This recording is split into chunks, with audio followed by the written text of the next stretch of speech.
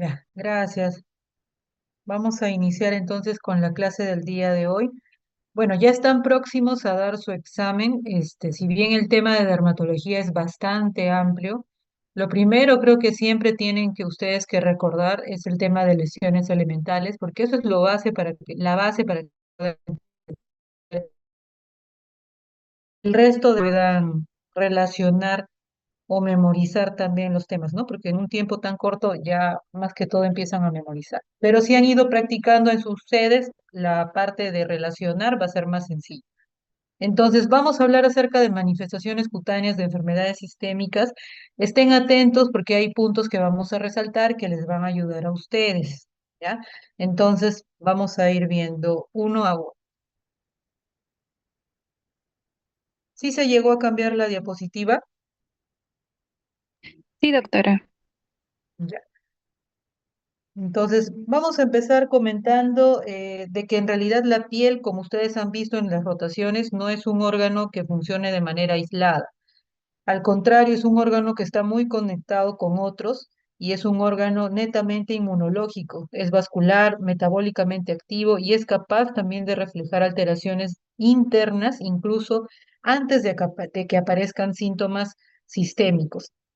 Entonces, en dermatología ustedes han podido también observar en sus sedes de que prácticamente la piel es un órgano tan accesible en el que nosotros podemos hacer exámenes de laboratorio que no son difíciles, son sencillos y con eso se puede llegar a un diagnóstico.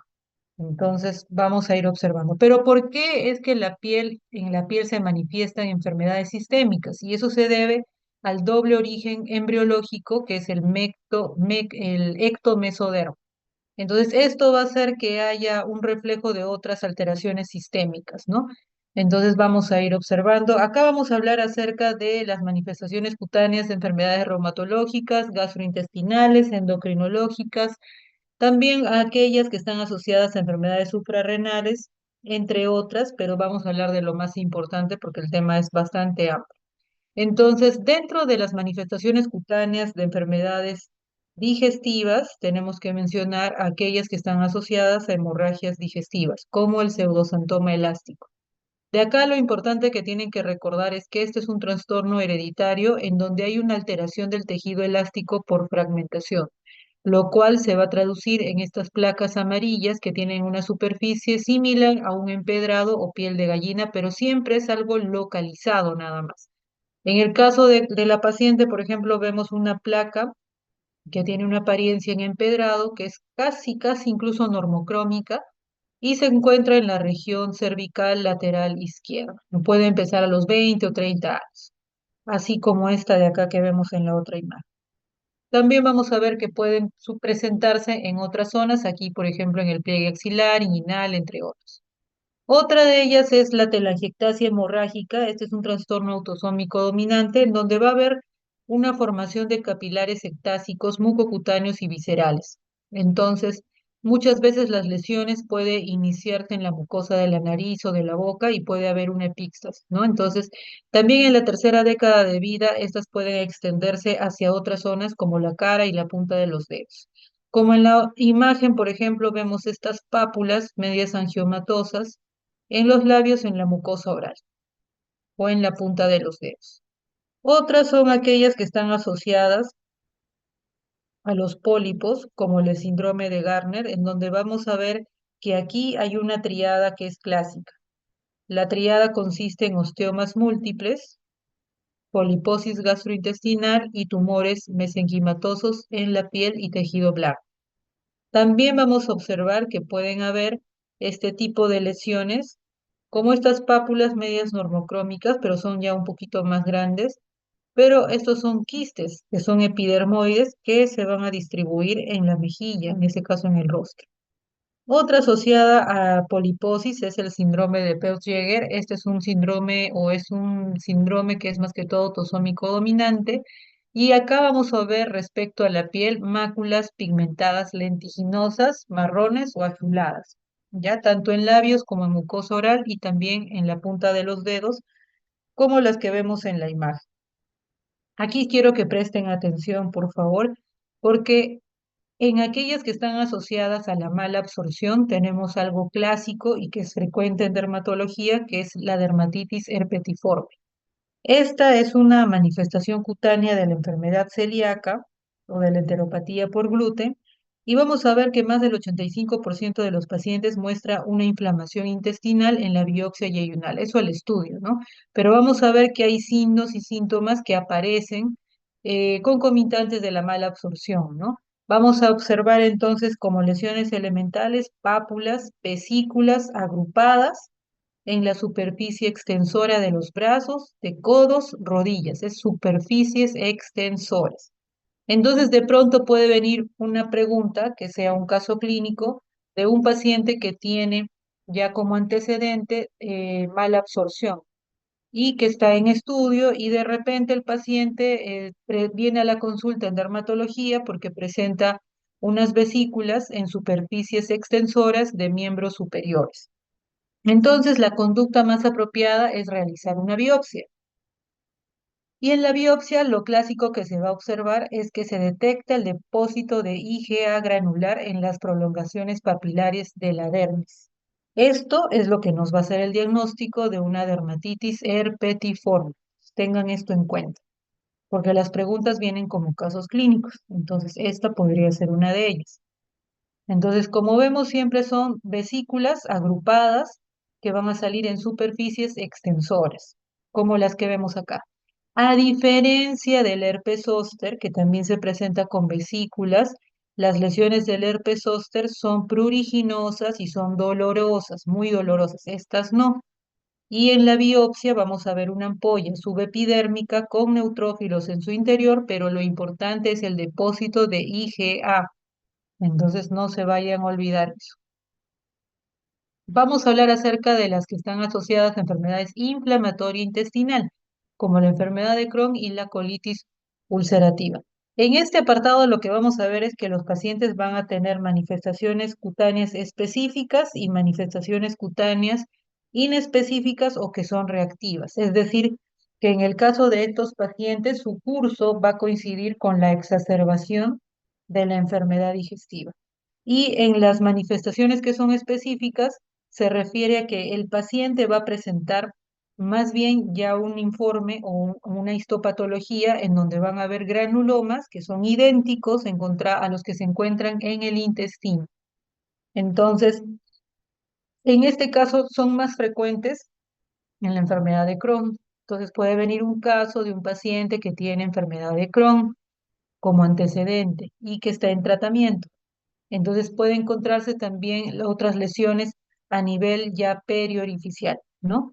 Entonces vamos a ir viendo. Entonces, dentro de las manifestaciones cutáneas en este apartado respecto a la enfermedad inflamatoria intestinal, vamos a ver el eritema nodoso, el pioderma gangrenoso, el síndrome de Sweet y las lesiones aftas orales. Entonces vamos a hablar de cada una de ellas. El eritema nodoso, bueno, ustedes ya lo han tomado, incluso lo han hablado en seminarios, y en este caso se trata respecto a la clínica de un paciente que tiene nódulos subcutáneos dolorosos de color rojo púrpura que miden hasta 5 centímetros de tamaño y con frecuencia suceden en pacientes del sexo femenino. Esto es bastante autolimitado y va a coincidir con la actividad de la enfermedad inflamatoria intestinal y también mejora con el tratamiento, pero de la enfermedad subyacente. Porque acuérdense que causas de eritema nodoso hay varias, ¿no? Incluso entre alguna de ellas puede ser TB, pero en este caso nos estamos refiriendo a un paciente en el contexto de que tiene una enfermedad inflamatoria intestinal. ¿Ya? Entonces, el tratamiento va a ser elevación de piernas, medias de compresión, pero lo que tenemos que ver es investigar las causas infecciosas también en el eritema nodoso como un diagnóstico diferencial. Presten atención aquí respecto al pioderma gangrenoso. Ok, entonces respecto al pioderma gangrenoso, esto va a surgir en sitios de trauma. A esto se le llama fenómeno de Patergia. Así como había un fenómeno de Kepner en la psoriasis donde aparecían las lesiones, acá también es similar, pero a esto se le denomina, no se olviden, fenómeno de Patergia, porque de repente en el examen viene fenómeno de Kepner y ustedes se confunden. Entonces, en este caso, el pioderma gangrenoso va a aparecer en sitios de traumatismo. O sea, el paciente tiene el antecedente de la enfermedad inflamatoria intestinal y tuvo un antecedente de un golpe, por ejemplo, en la pierna, porque la zona donde más se ubican estas lesiones son en las superficies extensoras de miembros inferiores. No se olviden. ¿Ya? Entonces, inicia con un traumatismo y el paciente va a presentar una lesión tipo una pápula, pústula o un nódulo que esté eritematoso y que va a ir diseminándose y va a ir evolucionando también a una úlcera como la que vemos acá, que tiene bordes más necróticos cubiertos de fibrina. Y en la histología, lo clásico que tienen que tener en cuenta es que al hacer la histología van a ver que el cultivo es estéril y lo característico es la infiltración difusa de neutrófilos con dermólisis. Entonces, eso es lo que tienen que tener en cuenta. Y el tratamiento, nuevamente, al igual que el anterior, que era el eritema nodoso, es la resolución de la causa que sea subyacente. Entonces, de repente puede venir un caso clínico de un paciente varón de 36 años con enfermedad de Crohn, con una actividad de enfermedad severa y desarrolla un traumatismo menor en la pierna y presenta una lesión dolorosa con pústulas y evoluciona a una úlcera profunda de bordes como la imagen, ¿no? Que son violáceas o en socavado con bastante exudado purulento. Y el cultivo es estéril. Entonces, de repente la pregunta es, ¿cuál es el diagnóstico? Entonces tendrían que marcar pioderma gangrenoso. Y también de repente otra pregunta es, ¿cuál es el mecanismo patogénico más relacionado con esta lesión? Entonces, ¿cuál tendrían que marcar ustedes? Disfunción neutrofílica, por lo que estamos hablando acá, con fenómeno de qué? De patergia, no fenómeno de Kepler, no se vayan a confundir, ¿ya? Entonces, vamos a ir viendo el otro tema para que puedan escuchar. El síndrome de Sweets es totalmente diferente al anterior. Este se trata básicamente de una dermatosis neutrofílica febril aguda. Es decir, hay compromiso del estado general del paciente. Es una dermatosis neutrofílica febril aguda. Sea, el paciente tiene fiebre, compromiso del estado general, hay leucocitosis con neutrofilia, incluso en sangre periférica. Clínicamente, este paciente se va a caracterizar porque va a haber una aparición brusca de múltiples lesiones que son eritematosas y pueden ser placas, nódulos, pápulas, que son bastante sensibles o dolorosas y se acompañan de fiebre, compromiso del estado general. En ocasiones, estas pueden presentar también incluso una apariencia media pálida en el centro, ¿ya? Pero eso también es por el edema intenso que va en evolución la lesión, ¿ya? Con frecuencia se van a localizar en la cara, cuello, brazos, manos y siempre va a ser asimétrica. Entonces vamos a ir viendo acá. Entonces, como les comentaba, pueden aparecer este tipo de lesiones o vamos a encontrar esta clínica y el hallazgo histopatológico más característica va a ser el infiltrado neutrofílico bastante denso y que se localiza en la mitad superior de la dermis y se va a acompañar de un edema importante que vamos a ir observando más adelante. Entonces, lo característico del síndrome de Sweet es un paciente que tiene compromiso del estado general con aparición bruscas de lesiones tipo pápulas, placas, nódulos, etc. Pues siempre hay compromiso del estado general. Por ejemplo, este es el caso de un paciente que tiene estas lesiones con compromiso del estado general. Ya en el caso de este paciente, por ejemplo, ha tenido la presentación de estas lesiones que son manifestaciones también atípicas.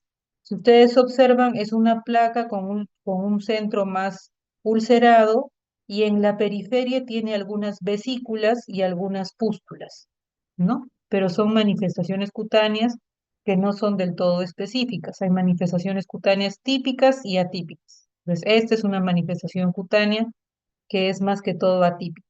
Y como ustedes ven, acá en la distribución o el compromiso es más aparatoso. Lo ven en tronco, en tórax anterior y en superficies extensoras. ¿Ya? Entonces, muchas veces también el síndrome de Sweet se ha asociado a enfermedades que son autoinmunes, inflamatorias, también puede ser un síndrome catalogado como un síndrome paraneoplásico. Entonces, siempre hay que tenerlo en cuenta.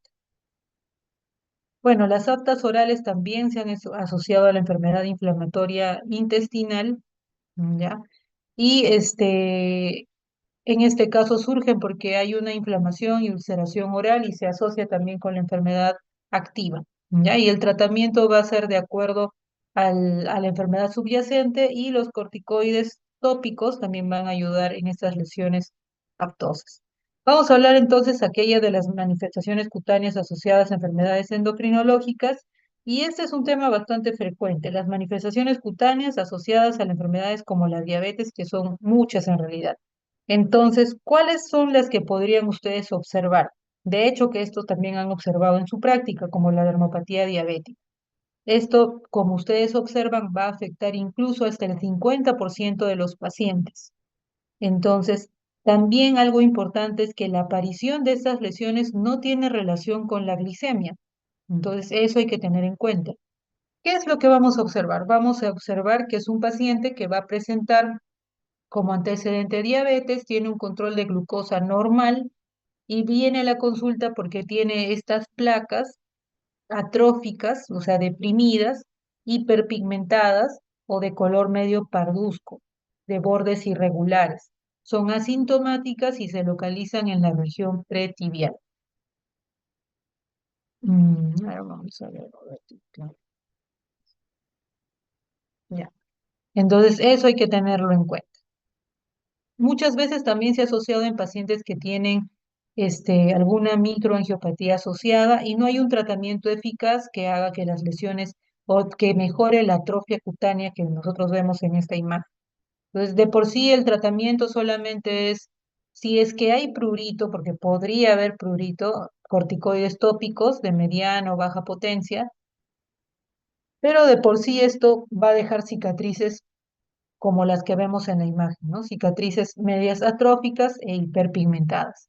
Así es como va a quedar. O sea, no hay cremitas que devuelvan el grosor o que mejore el color. Lo más importante es que no haya prurito porque luego el paciente se infecta. Otro tema que también pueden ver en los pacientes que tienen diabetes es la necrobiosis lipoidea. En este caso es un paciente que va a presentar placas bilaterales que son circunscritas y atróficas en la región pretibial, pero siempre son bilaterales. Y en las emergencias, por ejemplo, se confunden mucho porque piensan que son celulitis. Entonces, la celulitis es unilateral, en este caso son bilaterales. Tampoco hay dolor, pero sí son placas bien eritematosas con un borde activo regular y son indoloras. Entonces, lo indoloro y lo bilateral en un paciente con diabetes me lleva al diagnóstico de la necrobiosis. Entonces, la etiopatogenia también no es del todo conocida, son pacientes que tienen una microangiopatía y el tratamiento más que todo son corticoides tópicos de alta potencia o corticoides intralesionales como la triamcinolona, que se aplica con una agujita en la lesión para ayudar a bajar la inflamación. Pero esto tampoco significa de que van a desaparecer. Muchas veces se resuelven y en algunos casos pueden dejar manchas hiperpigmentadas como la que vemos acá, ¿no? Pero el tratamiento es corticoides.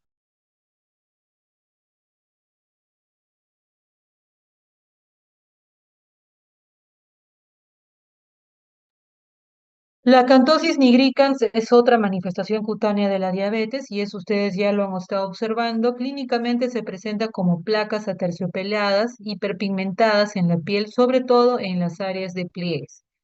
Con frecuencia también se va a observar en pacientes con resistencia a la insulina, obesidad o un síndrome metabólico como parte de. En este caso, el tratamiento va a ser la reducción del peso que va a permitir revertir el proceso, pero no es de que las cremas despigmentantes van a aclarar este tipo de manchas. Otra manifestación cutánea, en este caso vamos a hablar acerca del síndrome de ovario poliquístico y probablemente esto ya lo han visto en los consultorios, con pacientes que se van a presentar con hirsutismo, acné, alopecia androgénica, acantosis nigricans. Entonces, recuerden que el síndrome de ovario poliquístico se caracteriza porque hay hiperandrogenismo y anovulación. Entonces, es en el contexto de una paciente mujer que está en edad fértil, que tiene trastornos en la menstruación o hay anovulación crónica, también en ausencia de una patología hipofisiaria o suprarrenal. Entonces, la paciente va a tener hirsutismo, tiene un acné que sobre todo se puede localizar en la región mandibular, pecho, espalda y alopecia androgénica y acantosis nigricans. Como en el caso de estos pacientes en donde vemos que hay una disminución de la densidad capilar, pero preserva la línea o el borde de implantación. También hay pacientes que van a tener hirsutismo o tienen estas placas aterciopeladas hiperpigmentadas. Entonces, vamos a ver. Las enfermedades de la tiroides también van a tener manifestaciones cutáneas como las que vemos acá. En el caso del hipertiroidismo, vamos a ver que va a ser necesario pedir, si acude a la consulta un paciente que tiene de repente la piel más cálida, más húmeda, eritema en las palmas, hiperhidrosis, por ejemplo, adelgazamiento difuso también a nivel del cuero cabelludo, también tiene de repente onicolisis, o de repente es un paciente que tiene mixedema, acropaquia, prurito o una urticaria crónica. Entonces es importante tener en cuenta que si un paciente viene con estas manifestaciones, yo tengo que pedir perfil tiroideo como la TSH y la T4 libre. Por ejemplo, en estas imágenes vamos a ver la acropaquia tiroidea, que es una rara manifestación. También vamos a ver que hay una disminución de la densidad capilar. También vamos a ver dedos en palillo de tambor. También en algunos pacientes podemos ver placas alopécicas. El vitiligo también puede estar asociado a las enfermedades de la tiroides, en el caso de algunos pacientes. También vamos a ver un mixedema pretibial o la dermopatía tiroidea que ocurre en el 4% del grupo de pacientes. Y vamos a ver que en la clínica se van a presentar con pápulas, nódulos que son de color rosa o rojizo o eritematoso, pero son bien delimitadas y el tratamiento nuevamente son corticoides intralesionales. Dentro de las manifestaciones cutáneas del hipotiroidismo, en este caso vamos a ver que se ha encontrado que más del 80% de las personas con hipotiroidismo primario, la epidermis es más delgada, más áspera, más hiperqueratósica, y estas también van a dar una apariencia de piel escamosa. También vamos a ver que estos se van a presentar con mixedema, macroglosia, pérdida lateral del tercio lateral también de las cejas y cabello que es más grueso pero quebradizo. Entonces, como lo que vemos acá en la imagen, vamos a tener un paciente que tiene una cerosis bien marcada, también hay un cambio de color a nivel de las palmas de las manos y las manifestaciones cutáneas asociadas a las enfermedades del sistema nervioso, acá sí tienen que prestar atención. Vamos a hablar acerca de la neurofibromatosis tipo 1. Lo clásico de esto son las manchas café con leche que se presentan desde el nacimiento. Eso es lo que tienen que tener en cuenta. Entonces, neurofibromatosis tipo 1 es manchas café con leche, pseudoefélides axilares o inguinales, a esto se le denomina signo de Crohn, y neurofibromas al final de la infancia. A nivel del sistema nervioso central, vamos a ver que estos pacientes podrían desarrollar tumores como el glioma óptico o astrocitomas y son típicos también los nódulos de lis del iris, que se presentan más que todo en pacientes mayores de 6 años. Entonces, no se olviden, es neurofibromatosis tipo 1, pacientes que presentan manchas café con leche, pseudoefélides axilares y o inguinales, que es el síndrome del signo de Crohn, y los neurofibromas al final de la infancia, como los que vemos acá. También aquí tienen que prestar atención. Ya la esclerosis tuberosa es un síndrome neurocutáneo que se manifiesta antes de los 5 años. Se presenta clásicamente con lo que vamos a mencionar, angiofibromas faciales hasta en un 80%, placa fibrosa de la frente hasta en un 40%, máculas hipomelanóticas lanceoladas en un 100%, placa de Sapa en un 50%, fibromas periungueales o tumores de Cohen en un 80% y también manchas café con leche. Pero lo clásico, ¿qué va a ser? Lo anterior que hemos descrito. Placa de Zapa, máculas hipomelanóticas lanceoladas, angiofibromas faciales y la placa fibrosa de la frente. Entonces, como la que vemos en la imagen. En esta imagen, por ejemplo, en la imagen A, vamos a ver los angiofibromas faciales, que se presentan con estas micropápulas que están bien dispersas en la zona centrofacial. La imagen B es la placa en Zapa, que vamos a ir observando como la que vemos acá. Y la otra imagen que vamos viendo, por ejemplo, en esta imagen del niño que ustedes tienen, por ejemplo, de perfil, es la mancha o la mácula hipomelanótica lanceolada, como la que vemos acá en una vista lateral y posterior. Y acá ya vemos prácticamente todas, ¿no? Los angiofibromas faciales, en la D vemos la placa en Zapa, también vemos también en la otra imagen vemos las máculas hipomelanóticas y los fibromas periungueales o tumores de Cohen. Entonces no se olviden de estas, por favor. Vamos a ver también otra manifestación cutánea del síndrome de Stroop-Weber y este es el tercer síndrome neurocutáneo más común y va también a presentar manifestaciones neurológicas como convulsiones. Las lesiones, en este caso que vamos a observar o en la piel, vamos a ver que la lesión es una malformación vascular que consiste más que todo en capilares que están dilatados y delimitados también a la dermis. Ya con los años, esta mancha la vamos a denominar mancha en vino o porto o nebus flameus. Entonces no se olvide, mancha en vino o porto es el nebus flameus. Y esto aumenta la dilatación de las paredes y de los vasos y aparecen con el tiempo dilataciones exofíticas que son similares a las moras, sobre todo al final de la etapa adulta. Y la colocalización va a ser a nivel del nervio trigémino. ¿Cuál? Vamos a ver en este caso que pueden seguir la rama del quinto uno, del quinto 2 o quinto 3. De acuerdo a las manifestaciones cutáneas, a las enfermedades o asociadas a las enfermedades reumatológicas, la que tenemos que mencionar y que es clásica son las manifestaciones asociadas a la dermatomiositis. Recordemos que la dermatomiositis es una miopatía inflamatoria. En este caso, la piel suele afectarse antes que la afectación muscular. Esto se va a presentar en adultos, también se puede presentar en niños, pero no es tan frecuente, ¿ya? En adultos, más que todo, también hay que descartar neoplasias porque puede estar funcionando como un síndrome paraneoplásico. En el caso de los niños, se llama dermatomiositis de Wong y puede presentarse también con unas micropápulas, sobre todo en superficies extensoras, pero acá lo que nos interesa es ver la descripción en el adulto. Entonces, la dermatomiositis presenta manifestaciones cutáneas que son características y preceden muchas veces a la debilidad muscular. Entonces, de pronto es un caso clínico de un paciente que acude a la consulta porque ha tenido debilidad muscular y ahora o presenta, perdón, manifestaciones cutáneas y también está asociado a la debilidad muscular. Pero las más clásicas, ¿cuáles van a ser? La pápula de Gottron, que se van a localizar sobre las articulaciones de las manos, el eritema en heliotropo periauricular con edema palpebral y otras lesiones también vamos a ver como el signo del chal, el signo en B, la epoiquilodermia, sobre todo en áreas que son fotoexpuestas. Entonces, identificar estos signos es bastante importante ya que nos van a orientar al diagnóstico y pueden asociarse también a enfermedades sistémicas y neoplasias, sobre todo en pacientes más adultos.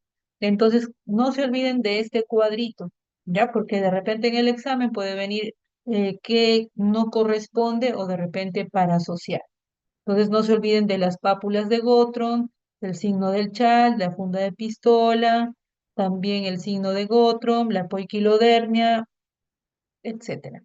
Por ejemplo, en esta imagen ya vemos la afectación a nivel de las manitos, vemos la región anterior de los dedos, vamos a ver estas pápulas más eritematosas.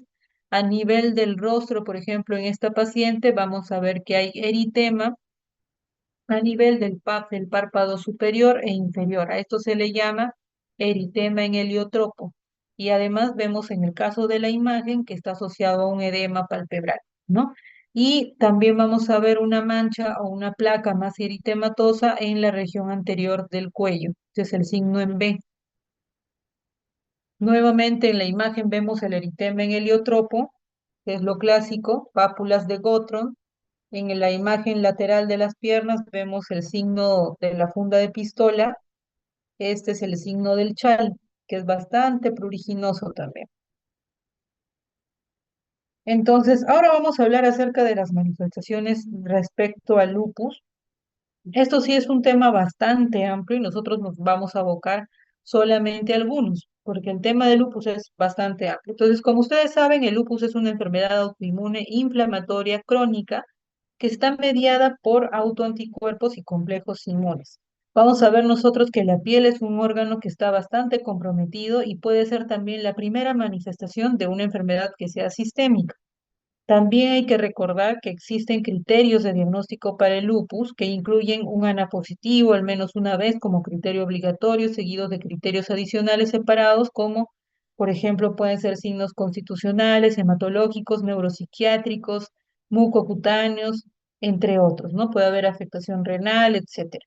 También vamos a ver que hay criterios inmunológicos como el anticuerpo antifosfolipídico, la proteína de complemento, los anticuerpos específicos del ES, también son otros criterios que ustedes van a ir viendo. Entonces, nosotros vamos a ver acá en esta clasificación que hay manifestaciones cutáneas asociadas, por ejemplo, al lupus, pero vamos a abocarnos a este cuadrito de acá, por ejemplo, ¿ya? Entonces, ¿qué es lo que vamos a ver en este cuadro? Este cuadro básicamente resume la clasificación clásica de lupus eritematoso cutáneo y lo va a dividir en agudo, en subagudo y en crónico. El lupus cutáneo agudo se va a asociar mucho al lupus sistémico activo y se va a manifestar como el eritema malar localizado o el exantema generalizado, porque vamos a ver pacientes que se van a presentar así. El lupus cutáneo subagudo va a presentar lesiones, vamos a ir viendo más adelante, que van a adoptar cierta configuración, como anular, pápulo escamosa, sobre todo en zonas que son fotoexpuestas. Y estas también pueden estar asociados a un anticuerpo anti-RO y a la vez va a dejar cicatriz cuando sana. A diferencia de esto, por ejemplo, el lupus cutáneo crónico va a incluir el lupus discoide, como el que vemos acá, el hipertrófico, vamos a ver a la paniculitis lúpica y el lupus tumí. Ahora, estas lesiones también van a dejar atrofia y cicatrices cuando se presenten. También vamos a ver que cuando afecta el cuero cabelludo, van a sanar dejando placas alopécicas. Vamos a ver eso. Entonces, en las siguientes diapositivas.